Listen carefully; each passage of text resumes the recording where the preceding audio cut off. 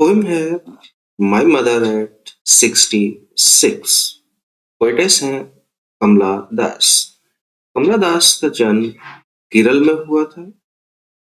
इन्होंने मलयालम में भी कुछ पोएम वगैरह लिखी हैं और मलयालम में जो कुछ भी लिखा है तो उसमें अपना नाम दिया है माधवी कुट्टी।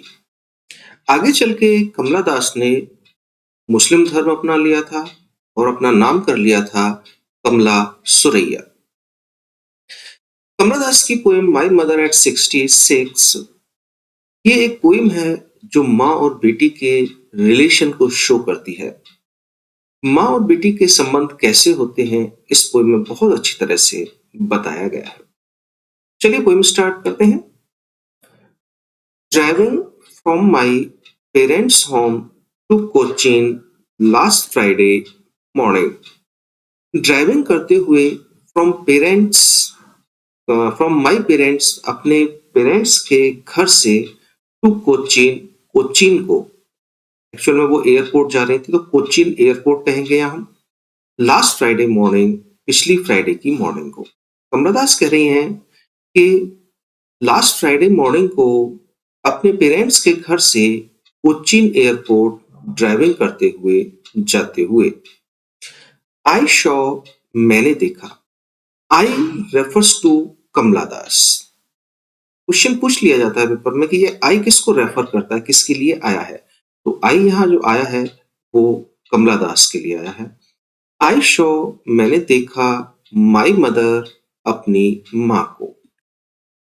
बिसाइड मी, बिसाइड कहते हैं नजदीक, पास में, मी माने मेरे। तो जब कमला दास कोचीन एयरपोर्ट जा रही थी अपने पेरेंट्स के घर से तो उनकी माँ उनके पास में बैठी हुई थी और जब उन्होंने अपनी माँ को देखा तो देखिए क्या हुआ। डोज, डोज कहते हैं झपकी लेना, हल्की सी नींद ले लेना। ओपन माउथ, खुला हुआ मुंह। झपकी ले रही थी और उनका मुंह खुला हुआ था। हर फेस, उनका चेहरा, एशन, एशन कहते हैं पीला पड़ा हुआ। Like that of a cops, like means तरह से, दैट ऑफ जैसा कि, कॉप्स, कॉप्स कहते हैं हम लाश को, डेड बॉडी, जैसे कि कोई डेड बॉडी हो। तो कमला दास कह रही हैं इस पैसेज में कि लास्ट फ्राइडे मॉर्निंग को अपने पेरेंट्स के घर से कोचीन एयरपोर्ट जाते हुए उनकी माँ उनके बराबर में बैठी थी और उन्होंने अपनी माँ को जब देखा तो वो झपकी ले रही थी, हल्की सी नींद ले रही थी।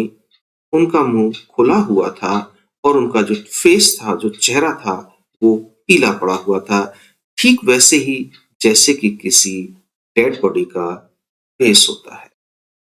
यहाँ पहला पैराग्राफ कंप्लीट होता है आपका। अब देखेंगे इसमें फिगर ऑफ स्पीच क्या है। सबसे पहले है एसोनेंस। एसोनेंस होता कब है ये देखिए। एसोनेंस होता है जब वोवल साउंड रिपीट होती है। याद रखें साउंड की बात है, लेटर नहीं है। मोस्टली कभी कभी क्या होता है कि लेटर डिफरेंट डिफरेंट होते हैं लेकिन साउंड सेम हो जाता है, तो हमें साउंड से मतलब है, लेटर होनी चाहिए वोवल। तो वोवल साउंड रिपीट होती है। और दूसरी बात, जिस लेटर का साउंड आता है, वोवल लेटर का साउंड आता है, वो वोवल लेटर जो है वर्ड के बीच में होना चाहिए, ना स्टार्टिंग में और ना लास्ट में। तो यहां अगर सेकेंड लाइन में हम देखें, ओ वोवल साउंड हो रहा है आपका, जो होम में है, कोचीन में है और इधर मॉर्निंग में भी है। टू ओ तो आया है टू में भी, लेकिन लास्ट में आया है तो ये काउंट नहीं होगा। तो वोवल साउंड रिपीट होनी चाहिए जो कि बीच में होती है, तो हम कहेंगे यहां पर है एसोनेंस। आगे देखते हैं, लास्ट में है सिमली। अब सिमली कब होता है? सिमली होता है उस समय जब दो जो ऑब्जेक्ट्स होते हैं, दो वस्तुएं होती हैं, उनके बीच में कंपैरिजन किया जाए और उन दोनों के बीच में कोई एक बात कॉमन होती है। और सबसे अच्छी बात, कंपैरिजन करने के लिए लाइक, सो और एज का यूज किया जाता है। अगर आप यहां देखेंगे इस लास्ट की लाइन में तो कंपैरिजन किया गया हर फेस, उसका चेहरा, यानी कि जो माँ का चेहरा था उसकी बात हो रही है कि माँ का चेहरा पीला पड़ा हुआ था, जैसे कि किसी डेड बॉडी का हो। तो माँ के फेस का कंपैरिजन किया गया है डेड बॉडी से, और इन दोनों में एक बात कॉमन है कि माँ का जो फेस है वो भी ऐसे ही पीला पड़ा हुआ है जैसे कि किसी डेड बॉडी का होता है। और साथ में लाइक सो और एज आता है तो यहाँ पर आया है लाइक, तो हम कहेंगे कि इस लाइन में है आपका सिमिली। चलिए आगे देखते हैं। Next, and realise with pain. Realise कहते हैं महसूस करना, विद पेन दर्द के साथ, और बड़े ही दर्द के साथ महसूस किया। तो जब पोएटेस ने अपनी माँ के चेहरे को देखा, जो कि उन्हें ऐसा लगा जैसे किसी डेड बॉडी का पीला पड़ा हुआ चेहरा हो, तो उन्होंने एक चीज महसूस की और उससे उन्हें दर्द भी हुआ, दुख भी हुआ। क्या है, क्या महसूस किया, वो आगे बताएंगे।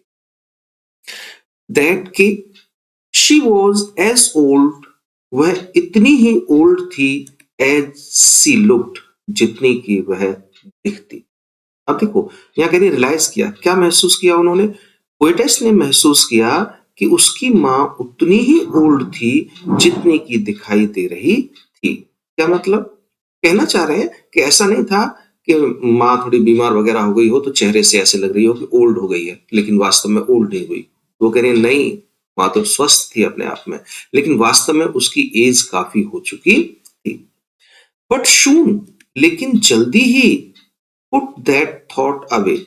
वर्ड होता है पुट अवे, पुट अवे का मतलब होता है दूर करना, हटा देना, और जल्दी ही हटा दिया दैट थॉट, उस विचार को। किस विचार की बात कर रहे हैं यहाँ पर, जैसे ही उन्होंने अपनी माँ को देखा, जैसे ही उन्होंने अपनी माँ को देखा तो माँ का चेहरा उन्हें पीला नजर आया। तो पीला नजर आया तो उनके दिमाग में सिर्फ एक बात आई सीधी, कि वास्तव में माँ उतनी बूढ़ी है जितनी की दिखाई दे रही है, यानी कि अब माँ की एज बहुत हो चुकी है। अब माँ ज्यादा दिन इस दुनिया में नहीं रहेगी, अब माँ इस दुनिया को छोड़कर चली जाएगी, मुझसे दूर हो जाएगी। ये वाले थॉट की बात कर रही है वो यहाँ पर। And put that thought away, और उस विचार को बिल्कुल अलग कर दिया मैंने अपने आप से।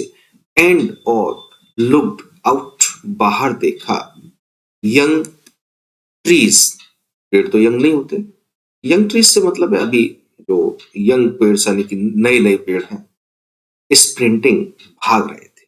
और जब उन्होंने इस विचार को आते ही कि माँ इस दुनिया में ज्यादा नहीं रहेगी, तो उन्हें दुख हुआ और तुरंत उन्होंने अपनी नजर माँ से हटाई और गाड़ी से बाहर देखा। और जब गाड़ी से उन्होंने बाहर देखा तो उन्हें क्या दिखाई दिया, यंग ट्रीज दिखाई दिए, बड़े बड़े पेड़ दिखाई दिए। कैसे थे वो, स्प्रिंटिंग, स्प्रिंटिंग कहते हैं भागना, दौड़ना।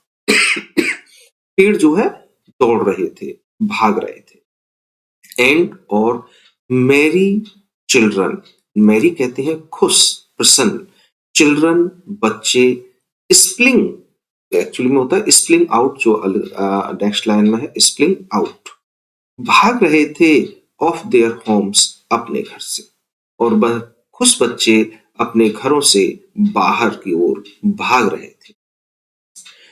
तो यहाँ पर ये एक पैराग्राफ फिर कंप्लीट हो जाता है। तो इस पैराग्राफ में पोएटेस जो है अपने दुख को बता रही हैं कि जैसे ही माँ के चेहरे को देखा तो उन्हें महसूस होने लगा कि माँ अब इस दुनिया में और ज्यादा नहीं रहेगी, जल्दी ही इस दुनिया से विदा हो जाएगी। उन्हें ये बात थोड़ी सी बुरी लगी, तो उन्होंने अपने जो दिमाग में ये विचार अपने आप उत्पन्न हो गया था, उससे तुरंत हटाने के लिए उन्होंने गाड़ी माँ के चेहरे से अपनी नजर हटाई और गाड़ी से बाहर की ओर देखा। तो बाहर क्या दिखाई दिया उन्हें, बाहर दिखाई दिया उन्हें पेड़ जो भाग रहे थे, लेकिन पेड़ भागते तो नहीं। लेकिन हम जब गाड़ी में जाते हैं तो हमें लगता है कि पेड़ हमारी पीछे की ओर भाग रहे हैं, तो उन्हें भी ऐसे ही दिखाई दिया। और उन्होंने देखा कि जो खुश बच्चे थे वो अपने घरों से बाहर निकल रहे। फिगर ऑफ स्पीच की बात करें तो सेकंड लाइन में फिगर ऑफ स्पीच है रिपीटेशन। अब ये रिपीटेशन कब होता है, रिपीटेशन होता है जब कोई वर्ड रिपीट होता है। तो यहाँ देखिए कौन सा है, एज यहाँ एज रिपीट हो रहा है तो हम कहेंगे यहाँ रिपीटेशन है। सेकंड लास्ट लाइन में है इमेजरी, इमेजरी यानी कि इमेजिनेशन, कल्पना से आता है। तो जब कोई भी चीज इमेजिन करी जाती है, कल्पना की जाती है उस बात की, तो वहां इमेजरी होता है। और यहाँ पेड़ों के भागने की कल्पना की जा रही है, इसलिए हम कहेंगे कि यहाँ है इमेजरी। और इसी में एक और है figure of speech, and that is personification. Personification उस समय होता है जब लाइफलेस ऑब्जेक्ट को एज अ पर्सन रिप्रेजेंट किया जाता है। किसी भी निर्जीव वस्तु को एक व्यक्ति के रूप में प्रदर्शित किया जाता है, तो वहां पर्सोनिफिकेशन होता है। अब देखिए, ट्री स्प्रिंटिंग, पेड़ भाग रहे हैं, और ऊपर आगे लगा दिया यंग। अब यंग ट्री भाग रहे हैं, तो ऐसा लगता है जैसे कि पेड़ न होकर आदमी हो गए हैं। तो किसी भी निर्जीव वस्तु को मनुष्य के रूप में प्रस्तुत किया जाएगा तो वह पर्सोनिफिकेशन होगा। और सबसे बड़ी बात इस पैराग्राफ में है, अगर ये पैराग्राफ आता है तो पूछा जाएगा कि यहाँ कॉन्ट्रास्ट किस चीज का है। कॉन्ट्रास्ट का मतलब होता है विपरीत, विरोध। तो यहाँ पे जो कॉन्ट्रास्ट है वो है ओल्ड एज और यंग एज का। ओल्ड एज माँ की है और यंग एज चिल्ड्रन की है। कहने के लिए आप ट्री को ही बोलते हैं क्योंकि उन्होंने यंग ट्री बोला है, तो यहाँ यंग ट्री को भी काउंट कर सकते हैं हम। तो यहाँ ओल्ड एज और यंग एज का कॉन्ट्रास्ट दे रखा है। इसे माइंड करना अच्छी तरह से, तो ये अगर पैराग्राफ आता है तो क्वेश्चन पूछा जाएगा। आगे चलते हैं। बट लेकिन after the airports security check, लेकिन एयरपोर्ट की सिक्योरिटी को चेक करने के बाद, जब आप एयरपोर्ट जाते हैं तो आपके सामान की चेकिंग होती है, आपकी चेकिंग होती है, उसके बाद अंदर लिया जाता है आपको। तो वो यही कह रहे हैं कि एयरपोर्ट पर सिक्योरिटी चेक करने के बाद स्टैंडिंग खड़ी हुई थी फ्यू, फ्यू माने कुछ, यार्ड कहते हैं एक्चुअल में गज, कुछ गज की दूरी पर। हम अ फ्यू यार्ड जो है कुछ गज नहीं कहेंगे, हम कहेंगे थोड़ी सी डिस्टेंस। तो एयरपोर्ट की सिक्योरिटी को चेक करने के बाद थोड़ी सी दूरी पर खड़े होकर आई लुक्ड अगेन, मैंने देखा दोबारा से, एट हर, उसकी तरफ, मैंने उसकी तरफ दोबारा से देखा। तो सिक्योरिटी चेक करने के बाद वो अंदर चली गई, माँ बाहर रह गई। अंदर से कमला दास ने माँ की ओर देखा, तो क्या दिखाई दिया? वान, वान कहते हैं मुरझाया हुआ। तो माँ का मुरझाया हुआ चेहरा फिर देखा उन्हें, पेल, पीला पड़ा हुआ चेहरा दिखाई। आगे की लाइन को जरा ध्यान से समझना। As a late winter's moon, जैसे कि जाड़ों की देर रात्रि का चंद्रमा। पोएटेस कमला दास कह रही हैं कि उन्हें अपनी माँ का जो फेस था वो उस समय ऐसा लगा जैसे कि जाड़े की देर रात्रि का चंद्रमा हो। विंटर्स में जब आप 12-1-2 बजे करीब चंद्रमा देखेंगे तो वो आपको एकदम चमकीला दिखाई नहीं देगा जैसे कि गर्मियों में दिखाई देता है, रोशनी फेंकता हुआ नहीं, बल्कि थोड़ा सा भुजा भुजा सा, मुरझाया हुआ सा, कुछ धुंधला धुंधला सा दिखाई देगा। तो उसकी माँ का चेहरा भी ऐसे ही दिखाई दे रहा था जैसे कि लेट विंटर मून होता है। एंड फेल्ट, और महसूस किया, that old familiar act. Familiar कहते हैं जाना पहचाना, और एक्ट कहते हैं दर्द।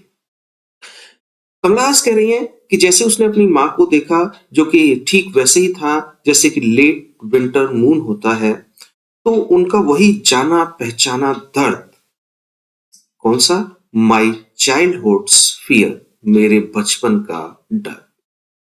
तो जैसे ही माँ को देखा तो जो माँ जो है बुजुर्ग दिखाई दी, समझ गई कि अब माँ इस दुनिया में ज्यादा नहीं रहेगी, तो उनके अंदर वही बचपन का पुराना दर्द महसूस किया उन्होंने। अब बचपन का कौन सा ऐसा दर्द था कमला दास का? एक्चुअली में ये दर्द कमला दास का नहीं होता है, हर एक बच्चे का होता है। जब बच्चा छोटा होता है और अपने घर से बाहर निकलता है अपने पेरेंट्स के साथ में, तो वो या तो अपने पेरेंट की उंगली पकड़ लेता है या हाथ पकड़ लेता है।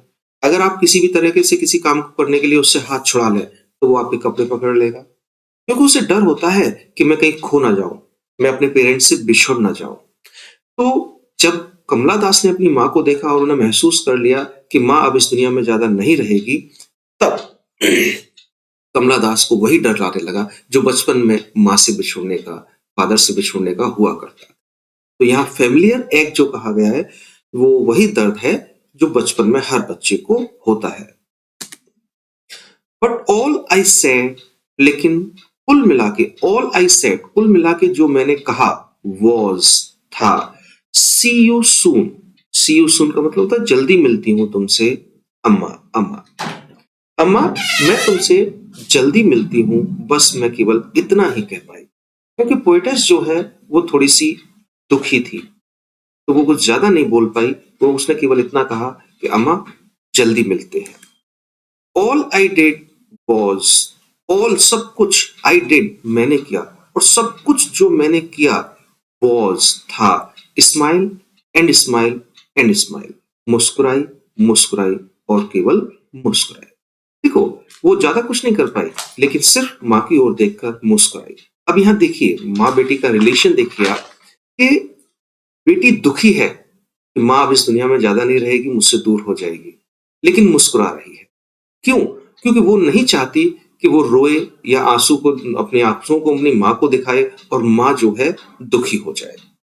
तो वो चाहती है कि माँ खुश रहे, हर हाल में खुश रहे, इसलिए वो केवल मुस्कुराई। उसने अपने आंसू नहीं गिराए, उसने चेहरे पर कोई भी दुख व्यक्त नहीं किया। यही रिलेशन होता है एक माँ और बेटी का। ये पैराग्राफ यहाँ खत्म होता है। अब फिगर ऑफ स्पीच देख लेते हैं हम।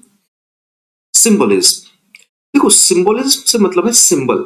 जब हम किसी चीज को रिप्रेजेंट करना चाहते हैं, लेकिन वास्तव में हम उस चीज को नहीं लेते और उसकी जगह किसी दूसरी चीज को ले आते हैं उसके प्रतीक के रूप में, तो वहां सिंबलिज्म होता है। अब यहां पढ़िएगा, आई लुक्ड अगेन, मैंने दोबारा से देखा, एट हर, उसकी ओर, वन पेल, मुरझाया पीला पड़ा हुआ, जैसे कि लेट विंटर मून हो। अब लेट विंटर मून की तरह मुरझाया हुआ पीला क्या चीज है? चेहरा, फेस, माँ का चेहरा, और वो कहीं लिखा नहीं है इसमें भी। तो सिंबल कर दिया कि माँ के चेहरे के लिए सिंबल दे दिया उन्होंने, लेट विंटर्स मून। तो जहां सिंबल दिया जाता है वहां हो जाता है सिंबलिज्म। इस लाइन में है सिमली। सिमली भी है। सिमली कैसे होता है? देखो, सिमली उस समय होता है जब दो चीजों की, दो वस्तुओं की, दो ऑब्जेक्ट्स का कंपैरिजन किया जाता है, तुलना की जाती है, जिनमें एक चीज कॉमन होती है और लाइक, सो और एस का यूज होता है। तो देखिए, यहाँ कंपैरिजन किसका है? मून का कंपैरिजन किया गया है, लेट विंटर मून का। किससे? माँ के फेस से, माँ के चेहरे से। और दोनों में एक चीज कॉमन है कि जैसे माँ का चेहरा मुरझाया हुआ है, मून भी ऐसे ही होता है विंटर का। जैसे माँ का चेहरा पीला पड़ा हुआ है, विंटर का मून भी ऐसे ही होता है। और साथ में एस का यूज हो रहा है, तो यहां हम कहेंगे सिमली है। सेकंड लास्ट लाइन में है एलिटरेशन। एलिटरेशन कब होता है? एलिटरेशन होता है जब कॉन्सोनेंट साउंड रिपीट होता है। और यहां देखेंगे आप, तो सी यू सून, तो एस कॉन्सोनेंट है और एस कॉन्सोनेंट है। और एक मेन बात, कॉन्सोनेंट साउंड रिपीट होता है, लेकिन कॉन्सोनेंट स्टार्टिंग में आना चाहिए, लेटर के लास्ट में या बीच में नहीं आना चाहिए। कहने के लिए तो अगर हम ये कहें कि इस लाइन में अगर देखें, एस तो वॉज में भी आया हुआ है, लेकिन वो लास्ट में है, और जो लास्ट में कॉन्सोनेंट होगा वो काउंट नहीं होगा, कॉन्सोनेंट स्टार्टिंग में ही होना चाहिए। तो इसमें एलिट्रेशन है। एक और फिगर ऑफ स्पीच है, और वो है रिपीटेशन। अभी बताया था रिपीटेशन कब होता है? जब कुछ रिपीट होती है। तो यहाँ रिपीट हो रहा है, स्माइल स्माइल स्माइल, और एक और है एंड एंड। तो इसमें हम कहेंगे रिपीटेशन है। इस तरह से ये पोएम आपकी यहाँ कंप्लीट होती है। Okay, bye.